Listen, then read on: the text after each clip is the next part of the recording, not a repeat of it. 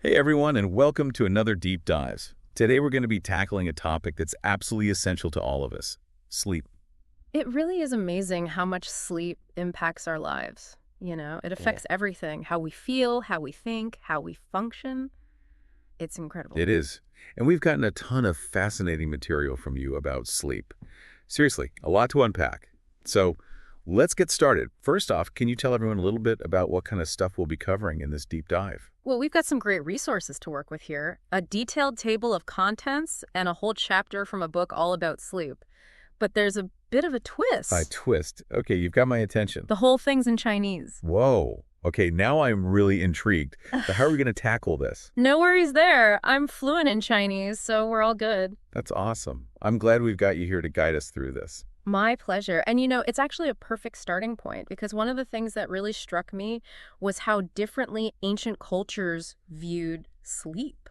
Like for the ancient Egyptians, Yeah. sleep was this sacred thing, almost a connection to the divine. So it wasn't just about resting your body, it was like a spiritual experience. Exactly. Almost like a nightly pilgrimage to the gods. Wow. That's such a different way of thinking about it than like how we often view sleep today. It is. And then you have the ancient Greeks, who were all about the soul's journey during sleep. Plato, for example, believed the soul temporarily left the body to seek knowledge and truth. Whoa, hold on. So they thought the soul went on like a solo adventure every night. Yeah, pretty wild, right? That's super cool. And dreams were like souvenirs from those adventures. Kind of. They were thought to be glimpses into this other realm where the soul was roaming free. That's mind-blowing. Yeah. What about in Chinese philosophy? Did they have any unique beliefs about sleep? Oh, absolutely. It all ties back to that idea of harmony and balance. Sleep was seen as a way to connect with the rhythms of nature, like the cycle of day and night, the seasons.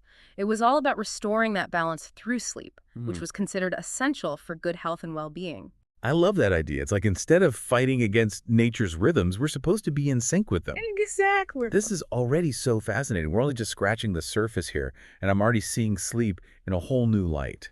So we've got those ancient perspectives, but how did ideas about sleep evolve over time? Like what happened after those ancient civilizations?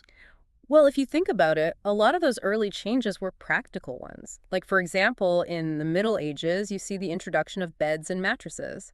Huge shift in terms of comfort. Okay, I gotta admit, I'm a sucker for a comfy bed. Can't imagine I'm sleeping without one. right. And as we move into the Renaissance period, there's this real shift towards understanding the physiology of sleep, like what's actually happening in our bodies. Yeah, it's like science starts taking center stage. Exactly. And then, bam, you hit the 19th century, and it's like a sleep medicine revolution. Okay, tell me more about that.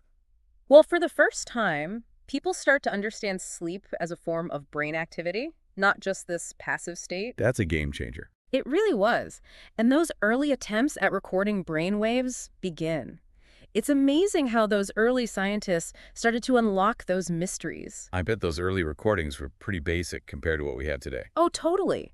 But they paved the way for all those incredible advancements in sleep science. I mean, think about it. Now we've got things like fMRI, genetic analysis, all this sophisticated technology that's allowing us to really understand sleep's impact on our brains and bodies. So we've gone from viewing sleep as this mystical experience to understanding it on a biological level. Yeah, it's amazing how far we've come. All right, so let's talk about that biological level a bit. What's actually going on in our brains and bodies when we sleep? Okay, so you've probably heard of REM sleep, right? Yeah, REM sleep. Isn't that when we dream? You got it. It's actually when your brain is almost as active as when you're awake. Wait, seriously. My brain is working out while I'm dreaming. What's going on there? Well, during REM sleep, your brain is busy processing emotions, consolidating memories, and it can even spark creative insights. Think of it as a nightly mental reorganization session. Whoa, so my brain is like decluttering while I sleep. That's wild. But what about my body? What's it doing during REM? Well, while your brain is buzzing, your body is basically paralyzed. What? Paralyzed? That sounds kind of creepy. I know, right? But it's a good thing, actually. It's a safety mechanism to prevent you from acting out your dreams. Okay, that makes sense. Imagine trying to fly around your room in the middle of the night. Yeah, Not a good look. exactly. All right, so we've got REM sleep, which is for the mind. What about those other sleep stages, the non-REM ones? Ah, yes, non-REM sleep. This is where the body gets to shine. Those stages are all about repair and rejuvenation. So it's like hitting the reset button on your body. Exactly. Non-REM sleep starts with light sleep and then progresses to deep sleep, which is super important for restoring your body, regulating those hormones, and boosting that immune system. It's like your body's overnight spa treatment. I like that. A spa treatment for your body. So if I'm understanding this correctly, REM is for the mind and deep sleep is for the body. That's a great way to think about it. Awesome. This is starting to make a lot more sense now, but I do have one more question. We've talked about how important deep sleep is for the body, but what exactly is happening in the brain during that stage? Oh, lots of amazing things. One of the most important is memory consolidation. Memory consolidation. Yeah. It's like your brain is taking those short-term memories and transferring them into long-term storage. So if I want to ace that next exam, I need to make sure I'm getting enough deep sleep. Exactly. And beyond memory, during deep sleep, your body releases growth hormone, which is crucial for cell growth and repair. So it really is like an overnight maintenance crew is hard at work. Okay, this is making me think about all those times I've pulled all-nighters. I mean, I always felt terrible afterward, but I never realized just how much I was missing out on. So let me ask you this. What are some of the consequences of not getting enough sleep regularly? Well, chronic sleep deprivation can have some pretty serious consequences. It can impact everything from your mood and your energy levels to your immune system. So it's not just about feeling tired and groggy. It's about your overall health. Exactly. Think about it like this. It's like running your car on fumes. Eventually, something's got to give. That's a great analogy. Okay, so we've established that sleep isn't just about feeling rested. It's crucial for protecting our long-term health. But I'm curious, what about those times when sleep itself becomes a problem? Like what happens when people have trouble sleeping? You're talking about sleep disorders like insomnia, right? Yeah, exactly. Yeah. I've also heard of sleep apnea, where your breathing actually stops and starts during sleep. That sounds terrifying. It definitely can be. And it's important to seek medical attention if you suspect you might have a sleep disorder. Absolutely. So we've got to be proactive and address those sleep disorders head on.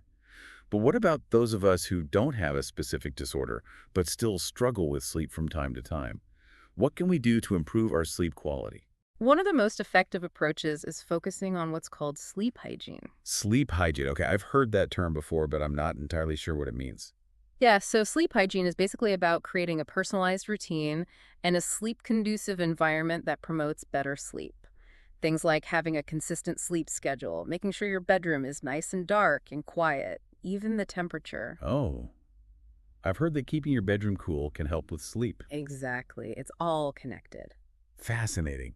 Okay, so setting the stage for a good night's sleep is important. What about our pre-sleep routine, like what we do in those hours before bed? That's key too. Creating a relaxing pre-sleep routine can do wonders. Things like reading, meditation, even a nice warm bath can help signal to your body that it's time to wind down.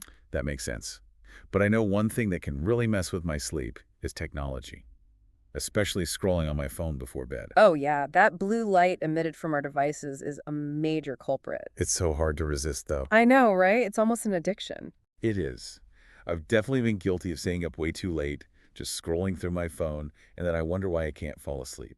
And it's not just the blue light, it's the constant stimulation. Totally. Like checking social media, watching videos, it keeps your mind racing. Exactly. That's why setting boundaries with technology, especially in those hours leading up to bedtime, is a key part of good sleep hygiene. Okay, so work schedules can affect our sleep, technology can affect our sleep. Sounds like a lot to consider. It is. And you know what else plays a huge role in our sleep habits? Culture. Really? Like how so? Oh, well, cultural norms definitely influence our perceptions of sleep and what's considered normal when it comes to bedtime routines. You know what, now that you mention it, I've heard about how some cultures are really big on napping, like the siesta in Spain, right? Exactly. But here, napping is often seen as something only lazy people do. It's interesting how those perceptions can vary from culture to culture. That's a great point. So there's no one-size-fits-all approach to sleep. Definitely not. What works for one person might not work for another. It's all about finding what works best for you. So true. All right, we've talked about work schedules, technology, and now culture. It's a lot to take in. Is there one key takeaway that you want our listeners to remember from all this? I think the most important thing is just to be aware of all the factors that can impact your sleep. The more you understand, the more control you have. I love that. It's like taking ownership of your sleep instead of letting it just happen to you. Exactly. All right, so how do we even begin to create a more sleep-positive culture, both for ourselves and our communities? Well, it starts with education. We need to start treating sleep as a fundamental human need, just like eating and breathing. You know, it's funny you say that, but I remember reading somewhere that the average person will spend about a third of their life sleeping. That's a lot of time.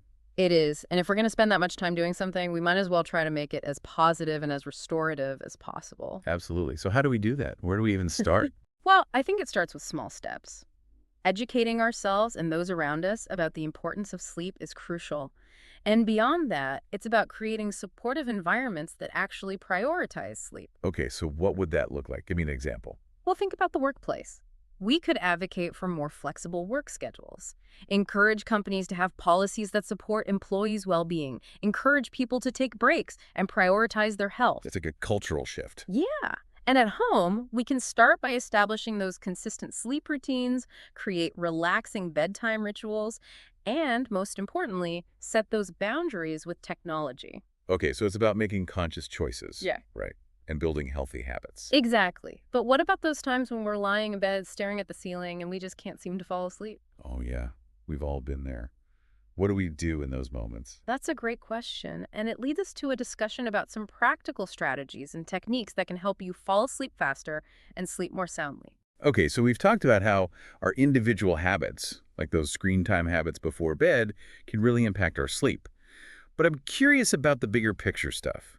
You mentioned earlier how work schedules, technology, and even cultural norms all play a role too. Where do we even begin with unpacking all of that? Well, let's start with work, because I think that's something a lot of people can relate to. Think about how much work schedules have changed, even just in the last few decades, like that traditional 9 to 5 work day. Yeah. It's becoming less and less common. It seems like everyone's working longer hours, more flexible hours, and juggling a million different things. So true. It's like we're constantly racing against the clock, and sleep is often the first thing to go. Yeah. Exactly. And there's a ton of research showing how that can backfire big time. I mean, studies have shown that those longer working hours are directly linked to poorer sleep quality and not getting enough sleep overall. It's like a vicious cycle, isn't it? You're stressed about work, so you don't sleep well. But then not sleeping well makes you even less productive at work. Yeah, absolutely. And that can have serious consequences, not just for your own health, but for workplace productivity as a whole. It makes you wonder if there's a way to create a healthier work culture, one that values sleep. Yeah. I mean, are there companies out there who are trying to do things differently? Oh, absolutely. There are definitely companies out there who are starting to experiment with more flexible work arrangements, ways to promote a better work-life balance. It's not just about being nice. It actually makes sense from a business perspective. Right. Happier, well-rested employees are going to be more productive in the long run. Okay. So we've established that work schedules can definitely impact our sleep. What about technology? I feel like that's a huge one these days. It is, and it goes way beyond just that blue light issue we talked about earlier, Totally. I mean, for me, it's that constant stimulation, that feeling like you always have to be connected, checking social media, catching up on news. Exactly. Like even when you're trying to wind down for the night, your mind is still racing. Yeah. It's like my brain is wired to be always on these days. No wonder so many people struggle with sleep. It seems like setting boundaries with technology, especially before bed, is key for good sleep hygiene. It is. It really is all about being mindful and intentional about how we're using technology. But, beyond those individual choices, it's fascinating to consider how cultural norms influence our sleep habits, too. Oh, that's a great point. I remember reading somewhere that in some cultures, like in Spain, there's that tradition of taking a siesta in the afternoon. But here, that's often seen as something only like little kids do. It's funny how those perceptions vary, isn't it? I mean, there's a lot of research showing that napping can actually be beneficial for restoring energy and improving alertness. But of course, if you don't do it strategically, it can mess with your nighttime sleep. Like so many things with sleep, it's about finding the right balance. Right. It's like there's no one perfect way to sleep, right? It's about finding what works for you. And speaking of cultural differences, I think I read that in some cultures, co-sleeping is much more common. It is. It really highlights how cultural values shape our sleep habits and what we consider normal. So it's not just about individual preferences, it's about those larger societal influences too. Exactly. And all those things kind of come together to shape our relationship with sleep. Okay, so we've got a lot to think about here. Work, technology, culture. It's kind of overwhelming, actually. What's the most important thing you want our listeners to take away from all of this? I think it comes back to awareness. Being aware of those factors that impact sleep can empower us to make informed choices. I love that. It's like instead of feeling powerless, we can actually take control of our sleep and create habits that work for us. Exactly. It's about being proactive rather than reactive, you know? Absolutely. So how do we start to cultivate that sleep-positive culture? It feels like such a big challenge, especially with all these factors at play. It is a big challenge, but I think it all starts with small steps. First and foremost, we've got to educate ourselves and others about why sleep is so important. It's not a luxury, it's a fundamental human need. You know, I remember reading somewhere that the average person will spend about a third of their life sleeping. That's a lot of time. It is. And if we're going to dedicate that much time to something, shouldn't we try to make it as positive and restorative as possible? You're absolutely right. It's like investing in our overall health and well-being. Exactly. And so creating supportive environments, both at work and at home, where people feel empowered to prioritize their sleep is really key. Okay, so let's get practical here. Right. What would that look like in real life? Well, think about the workplace. What if we advocate for more flexible work schedules and policies that truly allow people to take breaks and actually prioritize their well-being? And at home, we can create those consistent sleep routines, those relaxing bedtime rituals, and those all-important boundaries with technology. It sounds like it's all about making conscious choices and building those healthy habits, right? Yeah. But what about those times when no matter what we do, we just can't seem to fall asleep? You know, those nights when we're just tossing and turning? What are some things we can do in those moments? That's a great question. And it leads us to a discussion about some practical strategies and techniques that can help you fall asleep faster and sleep more soundly. Okay, so we've talked a lot about the science behind sleep, the cultural stuff, and all those things that can impact our sleep. But let's get practical here.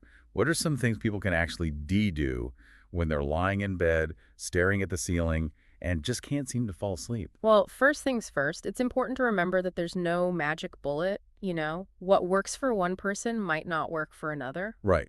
We're all different. Exactly. But there are some general strategies and techniques that tend to be pretty helpful for a lot of folks. Okay, so spill the beans. What are your top tips for getting a better night's sleep? One that's super simple but can be really effective is called progressive muscle relaxation. Progressive muscle relaxation. Okay, that sounds a little intimidating. I know, right? The name sounds fancy, but it's actually really easy. You basically tense and release different muscle groups in your body, starting with your toes and working your way up to your head. Oh, I've heard of this. It's like giving yourself a little mini massage. Exactly. It helps to release all that physical tension, and when your body relaxes, your mind tends to follow. That makes sense. Okay. So progressive muscle relaxation. What else? Another technique that can be really helpful is visualization. So instead of lying there focusing on all your worries, try picturing a peaceful, relaxing scene. Ooh, I like that. It's like taking a mental vacation. Exactly. Maybe it's a beach, a forest, whatever brings you a sense of calm and tranquility. That's a great tip. What about those white noise machines I've heard about? Do those actually work? For some people, yeah, especially if you're sensitive to noise. That gentle, constant sound can help block out all those distracting noises. It's like creating a little sound cocoon, shutting out the world. Exactly. Now, have you ever tried aromatherapy to help you sleep? Ooh, you know what I have? I love using lavender essential oil in a diffuser. Oh, good choice. There's actually some evidence suggesting that scents like lavender can have a calming effect and promote relaxation. You can try using essential oils or even just put a few drops on your pillow. I had to try that. But okay, what about those nights when no matter what you do, you just can't seem to shut your brain off? Like you're lying in bed, your mind is racing, and you just can't fall asleep. Well, one thing you definitely want to avoid doing is clock watching. Ugh, I know. I hate that. It just makes you more anxious. Exactly. Staring at the clock just increases that anxiety and makes it harder to fall asleep. If you've been lying awake for more than 20 minutes or so, get out of bed and do something relaxing until you feel tired again. Ooh, that's a good tip. Like read a book or something. Yeah, or listen to some calming music, do some gentle stretches, something like that. Just avoid anything too stimulating, like watching TV or working on your computer. Right. Give your brain a break. Yeah. Okay, so we've got relaxation techniques. We're avoiding screens. What about food and drinks? Does what we consume before bed affect our sleep? Big time. You definitely want to avoid heavy meals, caffeine, and alcohol close to bedtime. Those can mess with your sleep cycles and make it harder to fall asleep and stay asleep. So that late night glass of wine or cup of coffee might not be the best idea. Probably not the best idea. But on the other hand, a light snack that's got tryptophan can actually be helpful. Tryptophan. What's that? It's an amino acid that helps promote sleep. Think like a small bowl of oatmeal or a handful of almonds, even a glass of warm milk. Ooh, a glass of warm milk before bed. That sounds cozy. It is. So those are just a few things to try, It's really all about experimenting and figuring out what works best for you. Absolutely. Well, this has been an incredible deep dive. We've learned so much about sleep, from the science to the practical tips. Any final thoughts you want to leave our listeners with? Just remember, folks, sleep is not a luxury, it's a necessity. It's essential for our physical and mental well-being. It impacts everything. It's so true. So let's all make a commitment to prioritize sleep. Start by making small changes. Create that relaxing bedtime routine, put away those devices, and give yourself the gift of a good night's sleep. Sweet dreams, everyone. Sweet dreams.